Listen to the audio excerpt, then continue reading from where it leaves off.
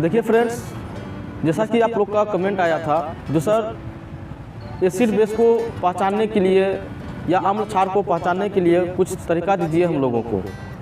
और ये आप लोगों के लिए ज़रूरी भी है, क्योंकि आपके बोर्ड के एग्ज़ाम में, चाहे आप किसी भी एग्ज़ाम में बैठते हो, उसमें से आपको एक से दो क्वेश्चन ऐसे देखने के लिए मिलेगा जो निम्नलिखित में से कौन अम्ल है। तो फिर वहाँ पे बहुत बच्चे कन्फ्यूज कर जाते हैं, जो इनमें से कौन अम्ल है या नहीं है, या इनमें से कौन क्षार है या भस्म है, तो वो पहचान नहीं पाते हैं। लेकिन मैं आपको बार बार यह बात बताता हूँ, अगर किसी भी चीज़ को आप पढ़ रहे हो तो सबसे पहले चीज़ को समझो, इसके पीछे का क्या कारण है। अगर आप उसके मूल तक आप पहुँच जाते हो, उसके जड़ तक आप पहुँच जाते हो, फिर आपको किसी चीज़ को रटना नहीं पड़ता है, याद नहीं करना पड़ता है, क्योंकि आपका कंसेप्ट क्लियर रहता है, खुद ब खुद उस चीज़ को आप जानने लगते हो। इसीलिए आज का जो हम लोग का क्लास है, एसिड बेस को पहचानने वाले हैं। देख के जो कौन सा एसिड होगा, कौन सा बेस होगा, एक छोटा सा प्यारा सा ट्रिक मैं आप लोगों को देने वाला हूँ। वो ट्रिक नहीं है, वो कंसेप्ट के आधार पर ही मैं बताऊँगा उसको, लेकिन आप लोगों के लिए वो ट्रिक रहेगा।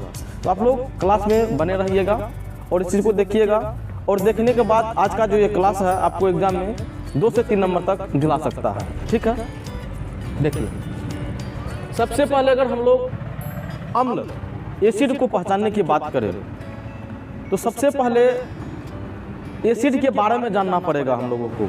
जो एसिड क्या चीज़ है, जब आप हमारे क्लास देखे होंगे एसिड बेस एंड साल्ट का, तो उसमें एक चीज़ आपको कॉमन नज़र आया होगा, जो मेन रीजन है इसका एसिड होने का, जो उसमें हाइड्रोजन उपस्थित रहता है। हाइड्रोजन जिसका परमाणु क्रमांक 1 होता है, सिंबल H। अम्ल में हाइड्रोजन मूल रूप से उपस्थित रहेगा, और जब अम्ल को पानी में घोलते हैं उसको, तो वो हाइड्रोजन आयन प्रदान करता है। क्या चीज़?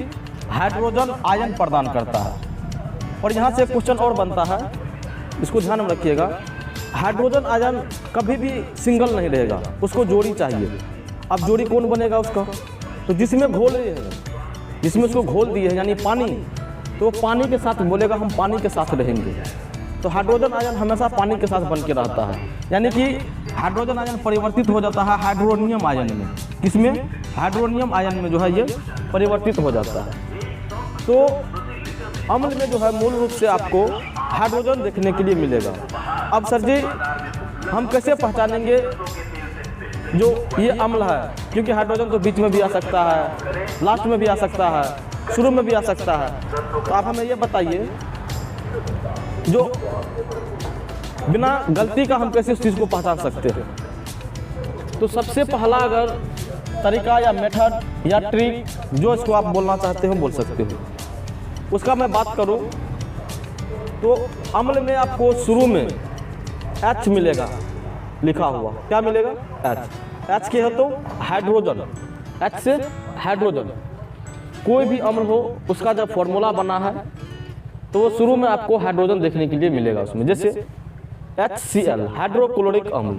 और सबसे ये स्ट्रॉन्ग एसिड है, आप लोगों को क्लास में बताए थे और पूछा भी जाता है, याद रखिएगा। उसके बाद HF hydrogen fluoride, HBr hydrogen bromide, H2SO4 sulphuric अम्ल।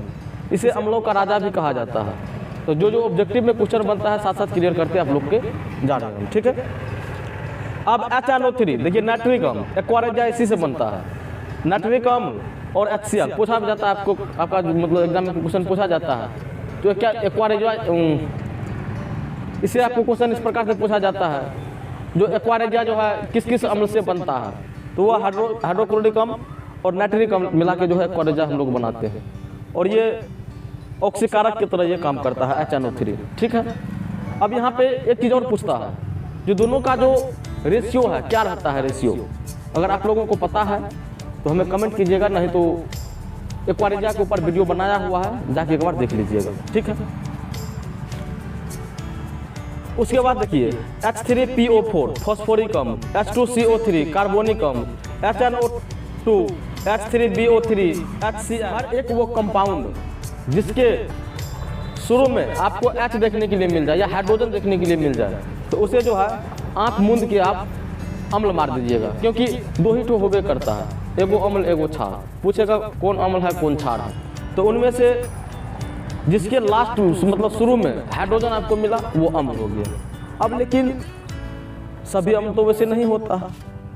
अब एगो और तरीका देखिए जिसमें COOH समूह जुड़ा हुआ हो, COOH ये साथ में रहेगा तो वो अम्ल होगा। जैसे HCOOH फॉर्मिक अम्ल, ये लाल चींटी में पाया जाता है, इसको मेथनोइक अम्ल भी बोलते हैं। इसका साधारण नाम ये फॉर्मिक अम्ल है, रासायनिक नाम मेथनोइक अम्ल है, जो कि नेटल में पाया जाता है, लाल चींटी के डंक में पाया जाता है, मधुमक्खी में पाया जाता है। उसके बाद CH3COOH एसिटिक अम्ल सिरका में जो पाया जाता है, C2H5COOH COOH के होल 2, इसमें आप देखिए COOH हर जगह आपको COOH मिलेगा। तो अभी तक में हम लोग दो चीज़ को देख लिए, शुरू में हाइड्रोजन होना चाहिए अम्ल होगा, उसमें COOH समूह जुड़ा होना चाहिए अम्ल होगा।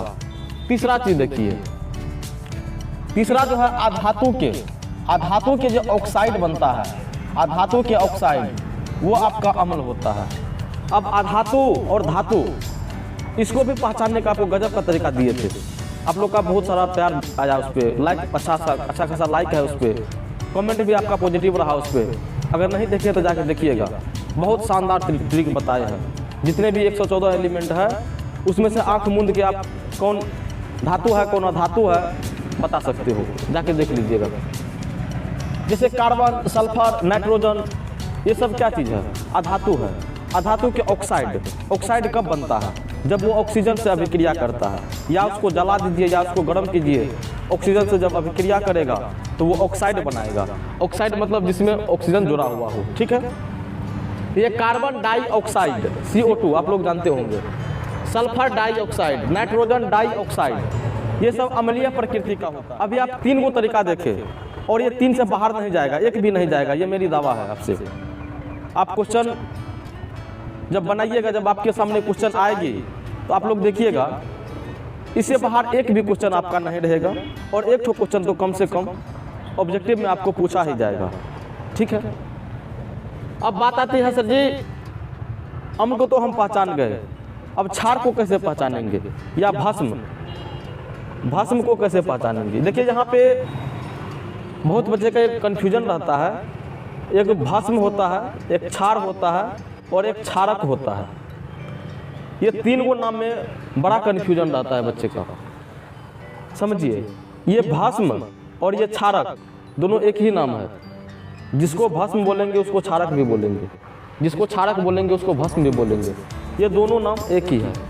अब सर जी ये क्षार क्या है, तो क्षार कुछ भी नहीं है।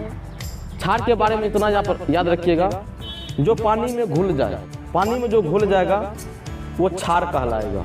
जैसे NaOH sodium hydroxide, KOH potassium hydroxide, ये सब एल्कली, इसका एल्कली होता है इंग्लिश में, एल्कली यानी जो पानी में घुलनशील हो वो क्षार कहलाएगा।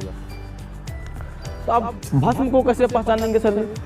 तो भस्म को पहचानने के लिए लास्ट में OH को खोजना है, जब भी आएगा वो OH साथ लेके आएगा। क्या चीज़? O और H। अब OH समझिए पहले बात को, क्षार जो होता है या कोई भस्म जो होता है उसमें हाइड्रोक्साइड आयन होता है, hydroxide OH negative hydroxide ion उसमें होता है। जब हमें इतना बात पता हो जो किसी भी भस्म में हाइड्रोक्साइड आयन होता है तो हमें पहचानने का कुछ ज़रूरत ही नहीं पड़ेगा, देखेंगे अपने आप बता सकते हैं हम, लेकिन उसके पहले आप जानिएगा तब ना आप बता सकते हो। तो आज इस बात को जान लीजिए, जो कोई भी क्षार होगा तो उसमें हाइड्रोक्साइड आयन यानी जब उसको पानी में घोलिएगा तो हाइड्रोक्साइड आयन जो है प्रोड्यूस करता है, और उसके लास्ट में जो है आपको OH देखने के लिए मिलेगा। OH हर एक क्षार में देखिए OH आपको देखने के लिए मिलेगा, जब भी आएगा OH। अब आप बोलिएगा सर जी यहाँ पर भी तो OH है, लेकिन ये अलग समूह है COOH, ये जब आएगा तो C के साथ COOH साथ ही आएगा सब, जब साथ आएगा तो समझ लीजिएगा अम्ल है, अगर ये साथ में नहीं है तब समझ लीजिएगा भस्म है। भस्म में लास्ट में OH देखने के लिए आपको मिलेगा, ठीक है। अब देखिए कोई भी धातु हो तो धातु का जो ऑक्साइड होगा वो आपका क्षारीय प्रकृति का होगा, भस्मीय प्रकृति का होगा वो। जैसे कैल्शियम ऑक्साइड, जिसे बिना बुझा हुआ चूना बोलते हैं, आपको पूछा जाता है बिना बुझा हुआ चूना का सूत्र क्या है, तो भैया CaO है, कैल्शियम हाइड्रोक्साइड है, CuO, Cu2O, copper oxide, aluminium oxide, magnesium oxide. तो यहाँ पे calcium, copper, aluminium, magnesium, beryllium, potassium, rubidium, ये सब क्या है? ये सब धातु है। धातु का भी ट्रिक आप लोग को दिया गया है, तुरंत आप बता सकते हो देख के। एक बार क्लास को जाके देख लीजिएगा, एग्जाम में बहुत हेल्प मिलेगा आपको, ठीक है। तो ये हमारा था अम्ल और क्षार को पहचानने का तरीका। उम्मीद करता हूँ तो इनमें से एक भी क्वेश्चन आपका अब नहीं छूटने वाला है।